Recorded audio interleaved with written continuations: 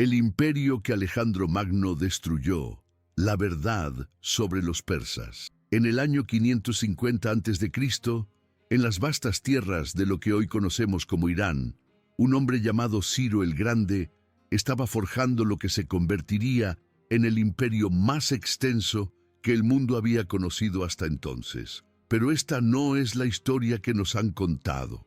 Durante siglos, la narrativa occidental ha pintado a los persas como tiranos despóticos y bárbaros orientales. Una imagen distorsionada que comenzó con los propios griegos y que ha perdurado hasta nuestros días. La verdad sobre el imperio persa es mucho más compleja y fascinante de lo que jamás imaginamos. Lejos de ser una simple máquina de guerra, fue una civilización extraordinariamente sofisticada que revolucionó conceptos que hoy consideramos fundamentales: la tolerancia religiosa, los derechos humanos, la administración eficiente y la integración cultural. Un imperio que cuando Alejandro Magno lo conquistó, no solo destruyó un estado, sino que borró del mapa una forma de gobierno que había demostrado ser exitosa durante más de 2 siglos. Los orígenes del imperio, Ciro el Grande y la Revolución Persa. Para entender la verdadera naturaleza del imperio persa,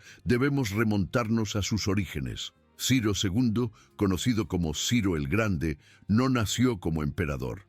Era príncipe de Anshan, un pequeño reino vasallo del poderoso imperio mediano. Según las crónicas babilónicas y los registros persas, Ciro era nieto de Astiages, el último rey de los medos, pero las tensiones familiares y políticas lo llevaron a rebelarse contra su propio abuelo alrededor del 553 a.C.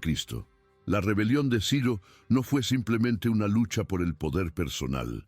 Representó un cambio fundamental en la concepción del gobierno. Mientras que los medos habían gobernado a través de la imposición directa y la asimilación forzada, Ciro introdujo un concepto revolucionario: el respeto por las tradiciones locales y la autonomía cultural de los pueblos conquistados. Cuando Ciro derrotó a Astiages en la batalla de Pasargadas en el 550 a.C., no se limitó a cambiar de dinastía. Estableció un nuevo modelo de imperio que se basaba en la descentralización administrativa y la tolerancia religiosa.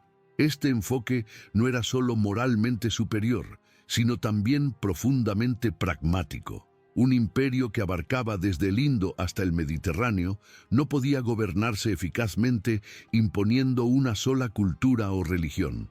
La conquista de Lidia en el 546 a.C. demostró este nuevo enfoque.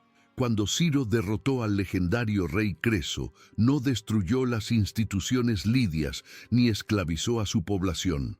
En cambio, mantuvo las estructuras administrativas locales, permitió que los lidios conservaran sus costumbres y hasta incorporó a nobles lidios en su administración. Esta política de integración, conocida como Pax Persica, se convertiría en la marca distintiva del imperio persa. La conquista de Babilonia, el cilindro de Ciro y los primeros derechos humanos. En el 539 a.C. ocurrió uno de los eventos más significativos de la historia antigua: la conquista de Babilonia por Ciro el Grande. Pero esta no fue una conquista típica. Según las crónicas babilónicas, Ciro entró en la ciudad sin batalla, presentándose no como un conquistador, sino como un libertador enviado por el dios Marduk para restaurar el orden y la justicia. El documento que Ciro mandó grabar en arcilla después de la conquista de Babilonia, conocido hoy como el Cilindro de Ciro, es considerado por muchos historiadores como la primera declaración de derechos humanos de la historia. En este cilindro, Ciro proclama la abolición de la esclavitud, declara que todos los pueblos son libres de adorar a sus dioses y ordena la repatriación de los pueblos deportados por los babilonios. Cuando entré en Babilonia de manera pacífica, establecí la sede del gobierno en el Palacio Real en medio de la celebración y el regocijo. Marduk, el gran señor, indujo a los magnánimos habitantes de Babilonia a amarme y yo me esforcé diariamente por adorarlo, dice el texto del cilindro.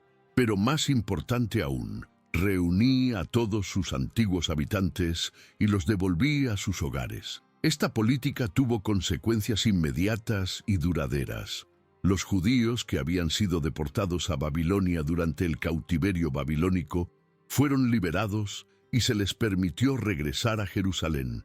Ciro no solo los liberó, sino que financió la reconstrucción del Templo de Salomón.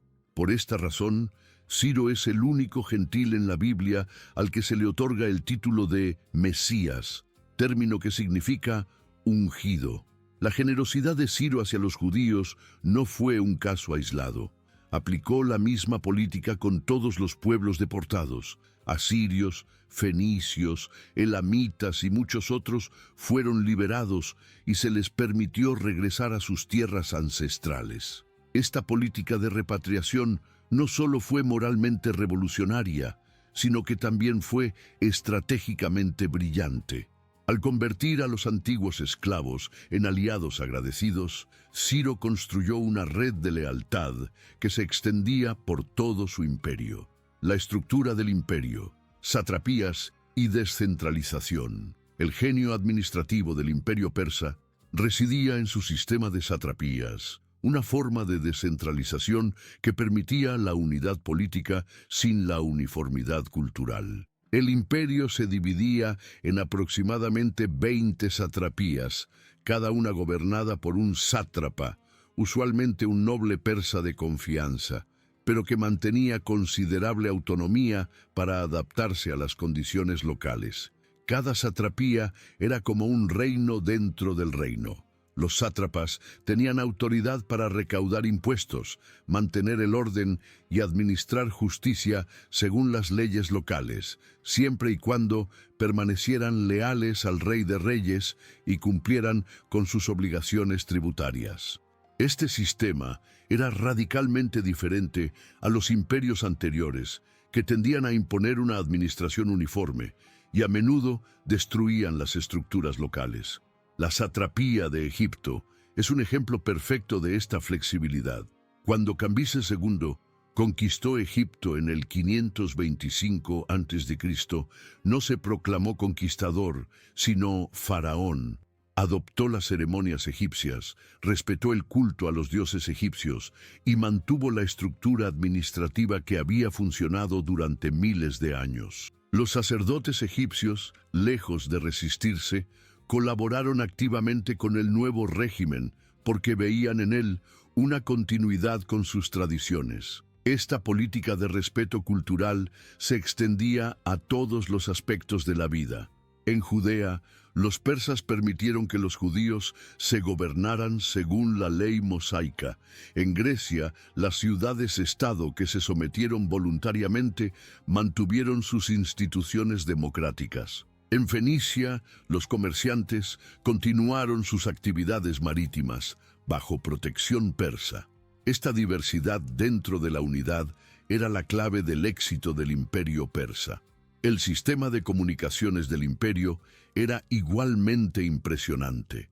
La red real de caminos, que se extendía por más de 2.500 kilómetros desde Susa hasta Sardes, permitía que un mensaje viajara de un extremo del imperio al otro en solo 7 días. Heródoto, el historiador griego, describió con admiración este sistema. Ni la nieve, ni la lluvia, ni el calor, ni la oscuridad de la noche impiden que estos mensajeros cumplan su cometido con la mayor rapidez. Darío I, el organizador del imperio. Si Ciro fue el fundador del imperio persa, Darío I fue su organizador. Cuando llegó al trono en el 522 a.C., tras un período de inestabilidad conocido como la crisis de los falsos esmerdis, Darío se enfrentó a rebeliones en todo el imperio. Pero en lugar de simplemente sofocar estas rebeliones, Darío aprovechó la crisis para reformar completamente la estructura imperial.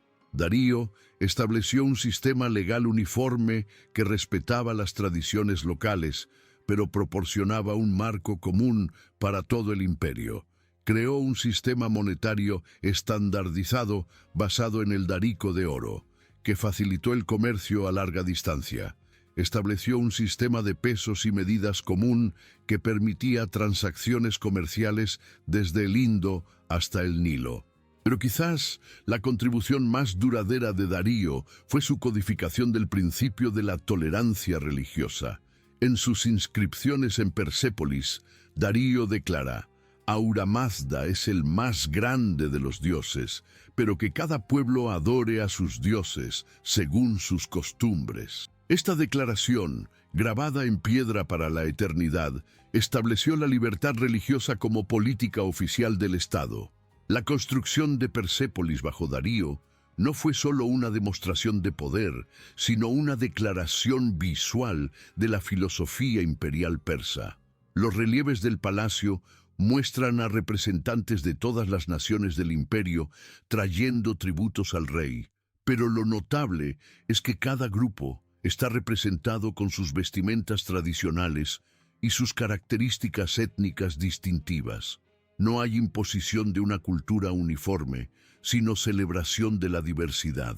Durante el reino de Darío, el imperio alcanzó su máxima extensión, abarcando aproximadamente 5.5 millones de kilómetros cuadrados y gobernando a una población estimada en 50 millones de personas. Era el imperio más grande que el mundo había conocido hasta entonces, pero también el más tolerante y cosmopolita. Tundra, las guerras médicas, el choque de civilizaciones. La expansión del imperio persa inevitablemente lo llevó a conflicto con el mundo griego. Las guerras médicas, que se desarrollaron entre 499 y 439 a.C., han sido tradicionalmente presentadas como una lucha entre la libertad griega y la tiranía persa. Pero la realidad histórica es mucho más compleja. El conflicto comenzó cuando las ciudades griegas de Jonia, en la costa occidental de Asia Menor, se rebelaron contra el dominio persa en el 499 a.C.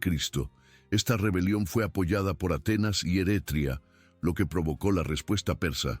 Darío I organizó la primera expedición contra Grecia en el 492 a.C., pero una tormenta destruyó la flota persa cerca del monte Athos. La segunda expedición, dirigida por Artafernes y Datis en el 490 a.C., logró cruzar el Egeo y desembarcar en Maratón. La famosa batalla de Maratón, donde los atenienses derrotaron a los persas, ha sido mitificada por la historiografía occidental. Pero lo que a menudo se omite es que muchas ciudades griegas, incluyendo Tebas y Tesalia, lucharon del lado persa, y que la libertad que defendían los atenienses incluía la esclavitud y la exclusión de mujeres y extranjeros de la vida política.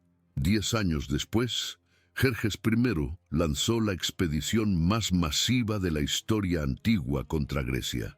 Según Heródoto, el ejército persa contaba con más de 1 millón de soldados, aunque los historiadores modernos consideran esta cifra exagerada.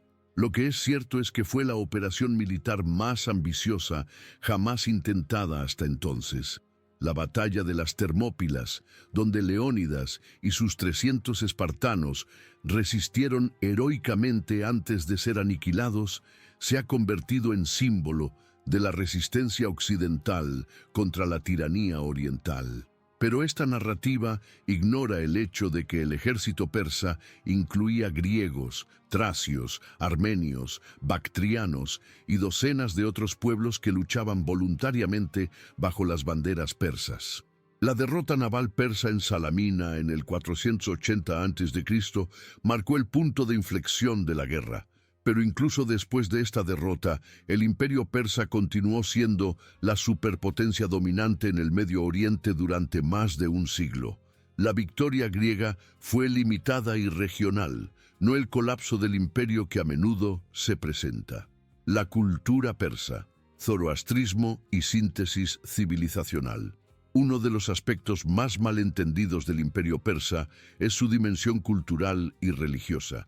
Los persas no eran iconoclastas bárbaros, sino herederos de una rica tradición civilizacional que sintetizaba elementos mesopotámicos, medos, elamitas y sus propias tradiciones arias. El zoroastrismo, la religión fundada por Zoroastro en el siglo VII a.C., proporcionó la base filosófica del imperio. Esta religión, centrada en la adoración de Ahura Mazda, el Señor Sabio, introdujo conceptos revolucionarios que influirían profundamente en el judaísmo, el cristianismo y el islam. La lucha entre el bien y el mal, el juicio final, la resurrección de los muertos y la vida eterna. Pero el zoroastrismo también enfatizaba la tolerancia religiosa. Según la doctrina zoroástrica, todos los pueblos adoraban al mismo Dios universal, bajo diferentes nombres y formas. Esta creencia justificaba teológicamente la política de tolerancia religiosa del imperio. Los reyes persas podían adorar a Ahura Mazda, mientras simultáneamente respetaban y apoyaban los cultos locales de sus súbditos. La arquitectura persa reflejaba esta síntesis cultural. Los palacios de Persépolis combinaban elementos arquitectónicos mesopotámicos, egipcios, griegos y persas, en un estilo único que expresaba la universalidad del imperio. Las columnas con capiteles en forma de animales, los relieves narrativos y los jardines paradisíacos creaban un ambiente que impresionaba a visitantes de todo el mundo conocido. La administración persa también reflejaba esta síntesis. El sistema de satrapías combinaba la eficiencia administrativa mesopotámica con la flexibilidad de las tradiciones tribales iranias. El resultado era un sistema que podía adaptarse a las condiciones locales mientras mantenía la cohesión imperial. Discerte la vida cotidiana en el imperio, comercio, artesanía y diversidad. La vida cotidiana en el imperio persa era notablemente cosmopolita. En las grandes ciudades como Babilonia, Susa, Ecbatana y Persépolis, se podían encontrar comerciantes fenicios, artesanos griegos, banqueros judíos, soldados escitas y funcionarios persas, trabajando juntos en un ambiente de relativa armonía. El comercio era la sangre vital del imperio. La red real de caminos facilitaba el intercambio de bienes desde la India hasta Egipto. La seda china llegaba a los mercados persas, mientras que el oro escita se enviaba a Babilonia. Las especias de la India se cambiaban por el cedro del Líbano. Esta red comercial era protegida por el Estado persa, que entendía que la prosperidad económica era esencial para la estabilidad política. Los artesanos del imperio desarrollaron técnicas que combinaban tradiciones de diferentes culturas. Los metalurgistas persas aprendieron la forja del hierro de los hititas, la orfebrería de los lidios y la fabricación de armas de los escitas. Los textiles persas combinaban patrones medos con técnicas babilónicas y colores fenicios. Esta síntesis cultural produjo obras de arte que eran verdaderamente internacionales. El sistema legal del imperio también reflejaba esta diversidad. Aunque existía un código legal imperial básico, cada satrapía podía mantener sus propias leyes tradicionales siempre que no contradijeran los principios fundamentales del imperio. Un comerciante judío en Babilonia podía recurrir a la ley mosaica para resolver disputas comerciales, mientras que un campesino egipcio podía apelar a las tradiciones legales faraónicas. La educación en el imperio era igualmente diversa. Los hijos de las élites persas aprendían a montar a caballo, disparar el arco y decir la verdad, según Heródoto. Pero también se educaban en las tradiciones culturales de los pueblos que gobernarían. Un sátrapa destinado a Egipto estudiaría jeroglíficos y tradiciones egipcias, mientras que uno destinado a Grecia aprendería griego y filosofía helena. El declive, problemas internos y presiones externas. A pesar de sus muchas fortalezas, el imperio persa comenzó a mostrar signos de debilidad durante el siglo IV a.C. Las causas de este declive fueron múltiples y complejas, pero pueden resumirse en varios factores clave. Primero, el tamaño mismo del imperio se convirtió en una desventaja. Administrar un territorio que se extendía desde el Indo hasta el Nilo requería recursos enormes y una comunicación eficiente. A medida que el imperio crecía, se volvía más difícil mantener el control centralizado sobre las satrapías distantes. Segundo, el sistema de sucesión persa era inherentemente inestable. A diferencia de otros imperios que habían desarrollado reglas claras de sucesión, el trono persa a menudo se decidía por la fuerza. Las luchas dinásticas debilitaban el poder central y fomentaban la rebelión en las provincias. Tercero, el ejército persa, aunque numeroso, había perdido su ventaja técnica. Los hoplitas griegos habían demostrado la superioridad de la infantería pesada sobre la caballería ligera persa.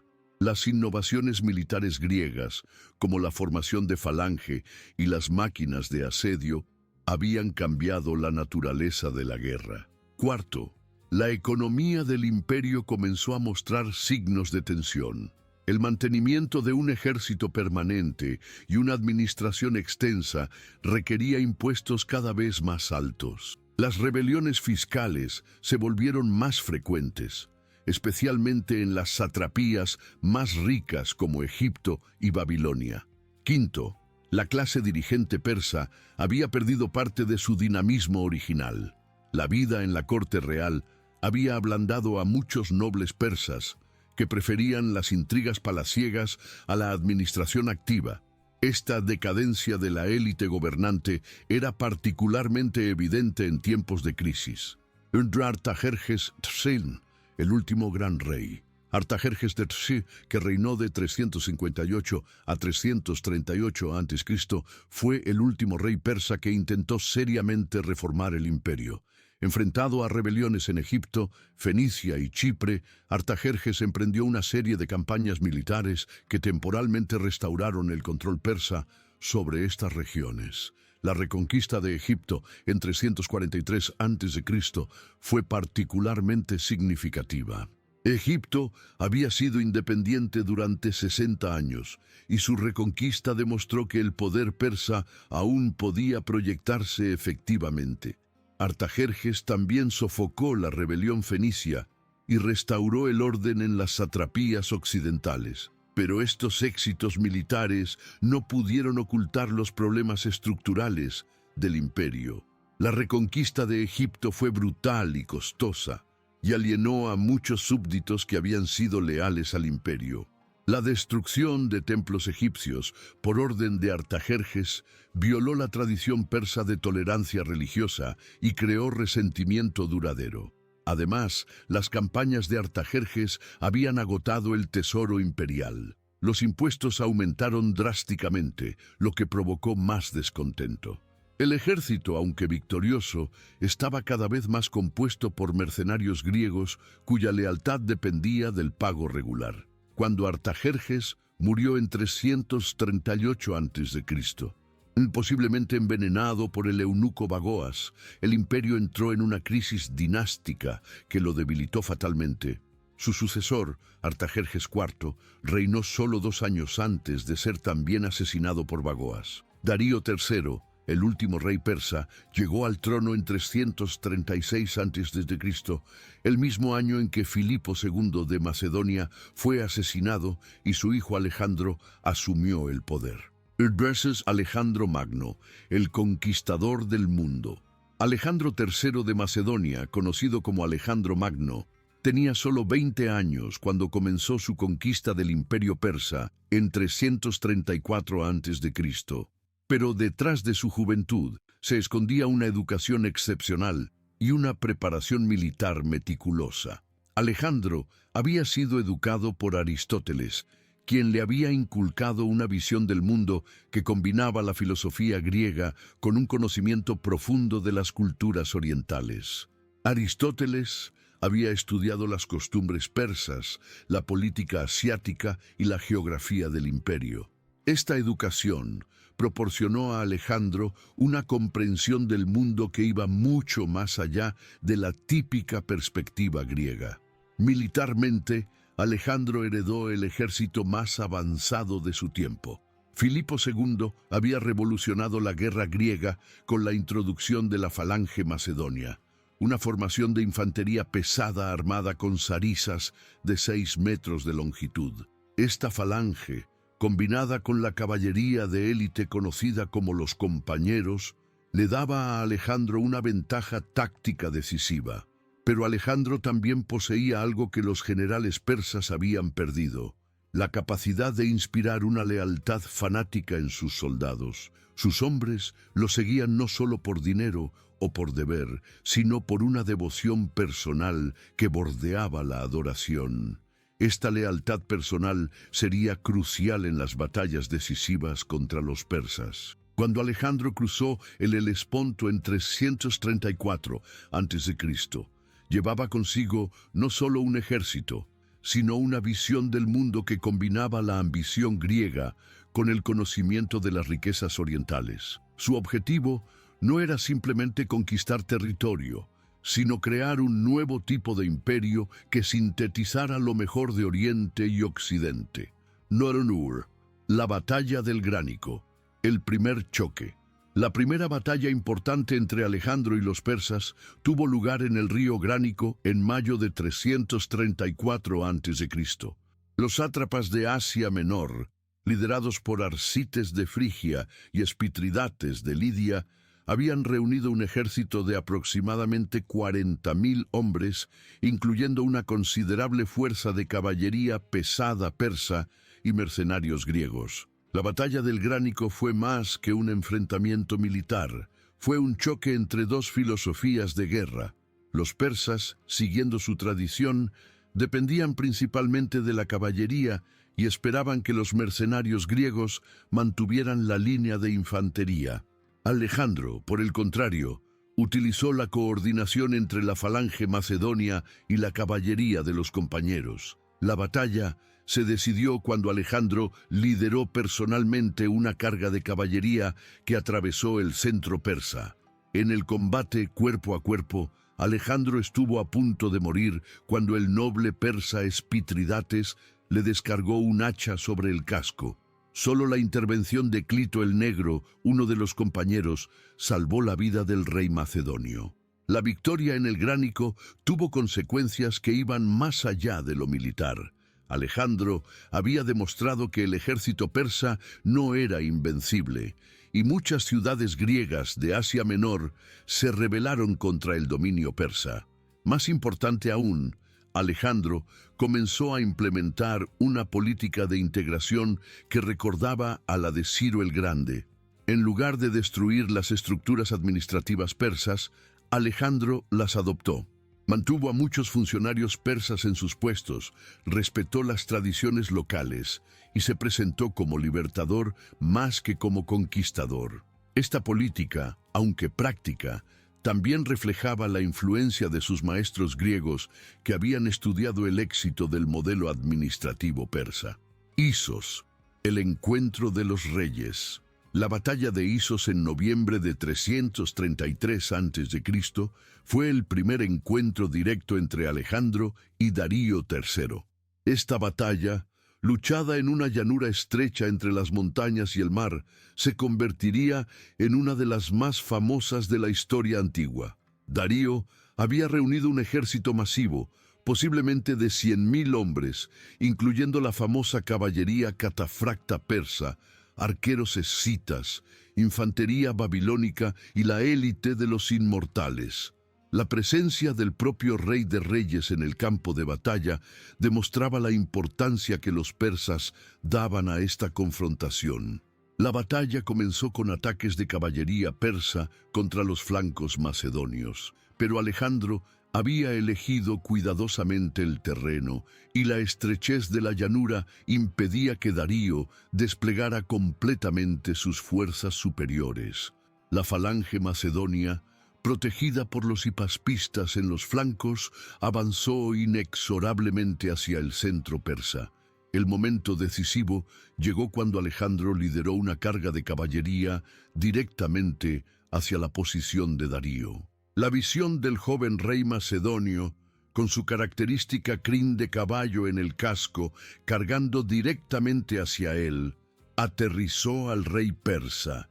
Darío, seguido por su guardia personal, abandonó el campo de batalla, causando el colapso de la moral persa. La victoria en Isos le dio a Alejandro no solo una victoria militar, sino también un botín psicológico invaluable. Capturó a la familia real persa, incluyendo a la madre, la esposa y las hijas de Darío. El tratamiento respetuoso que Alejandro dio a estas mujeres nobles contrastó fuertemente con las prácticas de guerra tradicionales y demostró su comprensión de la importancia de la legitimidad en el mundo persa. El asedio de Tiro, la determinación de Alejandro. Después de Isos, Alejandro tomó una decisión que sorprendió a muchos. En lugar de perseguir a Darío hacia el interior, decidió asegurar la costa mediterránea. Esta decisión estratégica culminó en el asedio de Tiro, una operación que demostró tanto la determinación de Alejandro como la resistencia desesperada de los que se oponían a él. Tiro era una ciudad aparentemente inexpugnable, construida en una isla a 1 kilómetro de la costa. Sus habitantes, confiados en sus defensas naturales y en el poder de su flota, rechazaron las demandas de rendición de Alejandro. Lo que siguió fue uno de los asedios más extraordinarios de la historia antigua. Durante 7 meses, de enero a agosto de 332 a.C., Alejandro construyó una calzada de 2 kilómetros que conectaba la isla con la tierra firme. Esta obra de ingeniería, realizada bajo el fuego constante de los defensores, requirió la movilización de recursos de todo el Levante. Los fenicios de Sidón, que se habían sometido a Alejandro, proporcionaron barcos y materiales.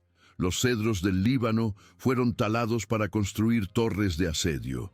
La resistencia de Tiro fue heroica, pero desesperada. Los tirios utilizaron barcos incendiarios para destruir las máquinas de asedio macedonias. Realizaron salidas nocturnas para hostigar a los trabajadores y resistieron múltiples asaltos. Pero la determinación de Alejandro era inquebrantable. Había declarado que tomaría Tiro y ningún obstáculo lo detendría. Cuando la ciudad finalmente cayó en agosto de 332 a.C., Alejandro ordenó una masacre que contrastaba dramáticamente con su trato habitual a las ciudades conquistadas. 8.000 tirios fueron ejecutados, 30.000 fueron vendidos como esclavos. Esta brutalidad tenía un propósito: demostrar que la resistencia a Alejandro era inútil y costosa. La conquista de Egipto. Alejandro se convierte en faraón. La conquista de Egipto en 332 a.C. fue quizás la más fácil de todas las campañas de Alejandro. Los egipcios, que habían sufrido bajo el dominio persa, especialmente durante la brutal reconquista de Artajerjes III, recibieron a Alejandro como un libertador. Alejandro comprendió inmediatamente la importancia de legitimarse según las tradiciones egipcias. En lugar de imponerse como conquistador extranjero, se presentó para coronarse como faraón en Menfis, adoptando todos los rituales y ceremonias tradicionales. Los sacerdotes egipcios, que habían sido maltratados por los persas, colaboraron entusiásticamente con el nuevo régimen.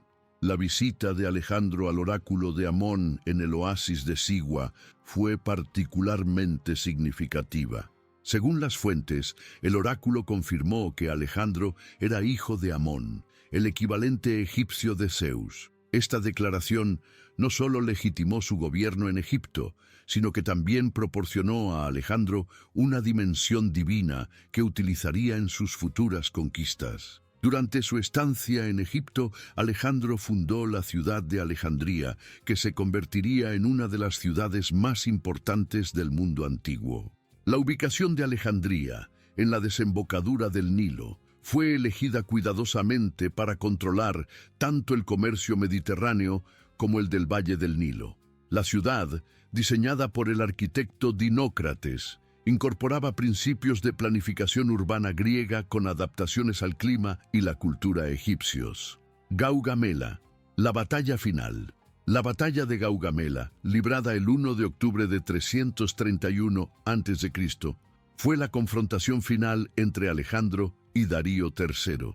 Esta batalla, luchada en una llanura cerca de la actual Mosul en Irak, vio el enfrentamiento entre los dos ejércitos más grandes de la época. Darío había aprendido de sus derrotas anteriores y había reunido un ejército verdaderamente internacional. Persas, medos, bactrianos, sogdianos, indios, escitas y muchos otros pueblos del imperio. El ejército persa incluía elefantes de guerra, carros con hoces, caballería pesada catafracta y la élite de los inmortales reconstituida. Las fuentes hablan de un ejército de 200.000 hombres, aunque los historiadores modernos consideran esta cifra exagerada. Alejandro, por su parte, había perfeccionado su máquina de guerra. Su ejército, aunque numéricamente inferior, era más cohesivo y mejor entrenado. La falange macedonia había sido refinada después de años de campaña, y la coordinación entre infantería y caballería había alcanzado un nivel de precisión letal. La batalla comenzó al amanecer con un ataque de carros persas con hoces. Estos vehículos, diseñados para sembrar el terror entre la infantería enemiga, fueron neutralizados por la disciplina macedonia. Los falangistas abrieron filas para dejar pasar los carros, que fueron atacados por los costados y destruidos antes de causar daño significativo. El enfrentamiento principal se desarrolló cuando Alejandro, observando un hueco en la línea persa, lideró una carga de caballería directamente hacia la posición de Darío. Una vez más, la visión del joven rey macedonio cargando hacia él causó que Darío abandonara el campo de batalla. La huida del rey de reyes desmoralizó completamente al ejército persa, que se desintegró en una retirada caótica. La victoria en Gaugamela no solo le dio a Alejandro el control del imperio persa, sino que también marcó el fin de más de 2 siglos de dominio persa sobre el Medio Oriente. Darío, convertido en fugitivo en su propio imperio, sería asesinado 2 años después por sus propios nobles, poniendo fin definitivamente a la dinastía aqueménida. La destrucción de Persépolis, el fin de una era, en mayo de 330 a.C. En Alejandro llegó a Persépolis, la capital ceremonial del imperio persa y símbolo de su poder y magnificencia. Lo que ocurrió en esa ciudad durante los meses siguientes sigue siendo uno de los episodios más controvertidos de la carrera de Alejandro. Persépolis era más que una ciudad, era la encarnación física de la ideología imperial persa. Sus palacios, con sus relieves que mostraban a todas las naciones del imperio trayendo tributos al rey de reyes, representaban la visión persa de un mundo ordenado bajo la autoridad legítima del monarca universal. La Apadana, el gran salón de audiencias, podía albergar a 10.000 personas y era el escenario de las ceremonias más importantes del imperio. Cuando Alejandro entró en la ciudad, encontró el tesoro más grande jamás reunido hasta entonces. Según las fuentes, más de 120.000 talentos de oro y plata, una cantidad que equivalía a varios años de ingresos de todo el mundo griego. Este tesoro, acumulado durante 2 siglos de tributación imperial, representaba la riqueza de docenas de pueblos y naciones. Durante 4 meses Alejandro y su ejército saquearon sistemáticamente la ciudad. Pero el acto que selló el destino de Persépolis fue la destrucción del Palacio Real. Según algunas fuentes, el incendio fue provocado durante una fiesta borracha, posiblemente instigado por la cortesana ateniense Thais. Otras fuentes sugieren que fue un acto premeditado de venganza por la destrucción de Atenas durante las guerras médicas. La destrucción de Persépolis fue más que un acto de vandalismo. Fue la eliminación deliberada de la memoria física del imperio persa. Los relieves que mostraban la diversidad del imperio fueron destruidos. Los archivos, que contenían siglos de sabiduría administrativa, fueron quemados, y los símbolos de la tolerancia y el multiculturalismo persas fueron reducidos a cenizas. Esta destrucción contrastaba dramáticamente con la política habitual de Alejandro de preservar y adoptar las instituciones locales. La quema de Persépolis representó un momento de venganza griega que destruyó irreversiblemente el corazón simbólico del imperio persa. La transformación de Alejandro, de conquistador a emperador universal. Después de la destrucción de Persépolis, Alejandro experimentó una transformación fundamental. El joven rey macedonio que había cruzado el Helesponto se convirtió gradualmente en un monarca oriental que adoptó muchas de las tradiciones y ceremonias del imperio que había conquistado. Esta transformación comenzó con la adopción de la vestimenta persa. Alejandro comenzó a usar la tiara persa, el manto púrpura y otros símbolos del poder real persa. Esta adopción no era meramente cosmética, representaba una comprensión profunda de que para gobernar un imperio oriental era necesario legitimarse según las tradiciones orientales. Más controvertida fue la introducción de la prosquinesis, la ceremonia persa de postrarse ante el rey. Esta práctica, que los persas consideraban simplemente una muestra de respeto, fue interpretada por los griegos como una demanda de adoración divina. La resistencia de los compañeros macedonios de Alejandro a esta ceremonia creó tensiones que persistirían durante el resto de su reinado. Alejandro también comenzó a integrar sistemáticamente a los nobles persas en su administración. Nombró a persas como sátrapas, incorporó soldados persas en sus ejércitos y hasta organizó bodas masivas entre sus oficiales macedonios y mujeres nobles persas. Esta política de fusión cultural, aunque visionaria, alienó a muchos macedonios que habían esperado simplemente reemplazar a los persas como clase dominante. La visión de Alejandro de un imperio universal que sintetizara las mejores tradiciones griegas y persas era extraordinariamente avanzada para su época, pero también era profundamente impráctica. Las diferencias culturales entre griegos y persas eran demasiado profundas para ser superadas por decreto real, y la resistencia de ambos grupos a la fusión cultural era intensa. Las campañas en Asia Central. La resistencia persa continúa. Aunque Darío III había muerto y el imperio persa había formalmente colapsado, la resistencia persa continuó en las regiones remotas de Asia Central. En Bactria y Sogdiana, nobles persas como Besos y Espitámenes organizaron una guerra de guerrillas que mantendría ocupado a Alejandro durante 3 años. Esta resistencia en Asia Central fue particularmente feroz porque representaba la supervivencia de la identidad persa. Los bactrianos y sogdianos, que habían sido persas durante siglos, no estaban dispuestos a someterse a un conquistador extranjero sin luchar. Sus tácticas de guerrilla, utilizando el conocimiento del terreno montañoso y la movilidad de la caballería nómada, causaron enormes dificultades a los macedonios. La campaña de Alejandro en Asia Central fue extraordinariamente brutal. Ciudades enteras fueron destruidas, poblaciones fueron masacradas y el paisaje fue devastado. La famosa masacre de Masaga, donde Alejandro ordenó la ejecución de mercenarios indios que se habían rendido, demostró que la guerra en Asia Central había degradado los estándares morales del conquistador. La resistencia sogdiana fue liderada por Espitámenes, un noble persa que había inicialmente colaborado con Alejandro, pero que se rebeló cuando se dio cuenta de que el macedonio no tenía intención de preservar la autonomía local. Espitámenes organizó una coalición de tribus nómadas y ciudades fortificadas que resistió durante 2 años antes de ser finalmente derrotada. Durante estas campañas, Alejandro sufrió sus pérdidas más graves. Su ejército, que había sido virtualmente invencible en terreno abierto, tuvo dificultades extremas en las montañas y desiertos de Asia Central.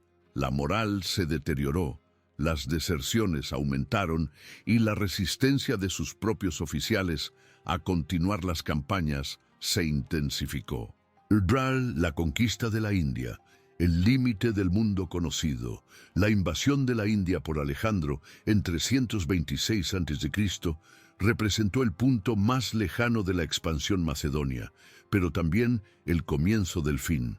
La India, que los persas habían controlado parcialmente a través de la satrapía del Indo, presentaba desafíos completamente nuevos: elefantes de guerra, monzones, enfermedades tropicales y una población que no tenía tradición de someterse a conquistadores extranjeros. La batalla de Lidaspes contra el rey Poro fue quizás la victoria más difícil de Alejandro. Los elefantes de guerra indios, que los macedonios nunca habían enfrentado en tal número, causaron enormes dificultades. La victoria final se logró solo después de que Alejandro desarrollara nuevas tácticas específicamente para neutralizar a los elefantes. Pero la conquista de la India también demostró los límites del poder macedonio. El ejército de Alejandro, que había marchado desde Macedonia hasta la India durante 8 años, estaba exhausto física y mentalmente. Las enfermedades tropicales habían diezmado las filas y la perspectiva de continuar hacia el Ganges y el corazón de la India era demasiado desalentadora. El motín del ejército en el río Éufrates fue el momento decisivo. Por primera vez en su carrera, Alejandro se vio obligado a retroceder por la resistencia de sus propios soldados. Los macedonios, que habían seguido a su rey hasta los confines del mundo conocido, finalmente dijeron basta. El regreso, la marcha por Gedrosia. El regreso de Alejandro desde la India fue casi tan épico como su conquista.